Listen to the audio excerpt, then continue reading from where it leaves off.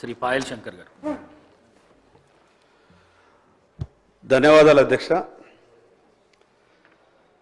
ఈ కోటా చనాక అనే ప్రాజెక్టు 2015-16లో ప్రారంభమైంది అధ్యక్ష.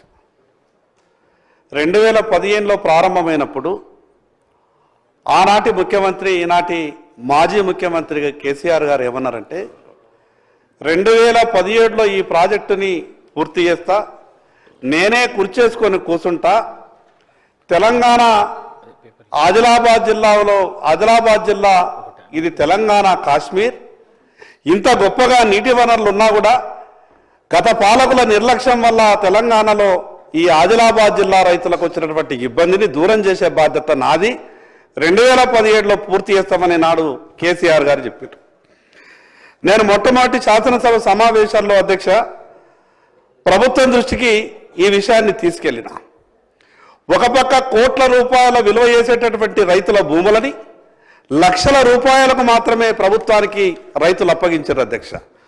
సాటి రైతు బాగుపడతాడని, తనకు నష్టం వచ్చినా పర్వాలేదు, తను భూమి కోల్పోయినా పర్వాలేదు, కానీ సాటి రైతు కష్టాలు దూరమవుతాయని కోట్ల రూపాయల విలువ చేసేటటువంటి భూములను లక్షల రూపాయలకు ప్రభుత్వాలకు ఇచ్చినా 2016లో ఇవ్వాల్సినటువంటి పరిహారం ఇది 2026, అంటే 10 సంవత్సరాల నుండి ఈరోజు వేలాది మంది రైతులకు పరిహారం ఇవ్వలేదు అధ్యక్ష. ఈరోజే ఆ ఆదిలాబాద్ జిల్లా నుంచి కోటా చనాక ప్రాజెక్టు పరిధిలో ఉన్నటువంటి రైతులు దాదాపు 200 మంది పాదయాత్ర చేస్తూ ఈరోజు హైదరాబాద్ చేరుకున్నారు అధ్యక్ష. ఉదయం ఎమ్మెల్యే క్వార్టర్స్కు ఆ రైతులంతా వచ్చినప్పుడు అసెంబ్లీ సమావేశాలు నడుస్తున్నాయి కదా, 10 ఏళ్ళైంది మాకు పరిహారం దాకా ఇబ్బంది పడతా ఉన్నాం, భూములు అయినాయి, నీళ్లు రాలేదు, అదేవిధంగా పరిహారం కూడా రాలేదు.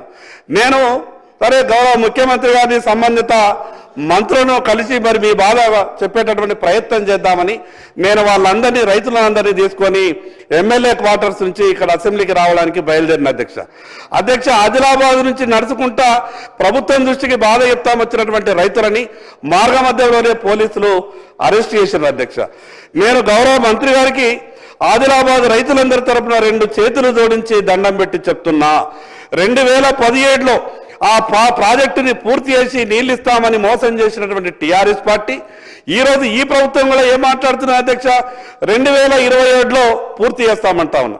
నేను మొట్టమొదటి శాసనసభలో గౌరవ ఇరిగేషన్ మంత్రి ఉత్తమ్ కుమార్ రెడ్డి గారికి నేను చెప్పినప్పుడు ఇది ప్రయారిటీలో తీసుకుంటున్నాం, తప్పకుండా దీన్ని పూర్తి చేస్తాం తొందరలోనే అని చెప్పిండు. ఆ ప్రయారిటీ 2 ఏళ్ళు అయిపోయింది అధ్యక్ష.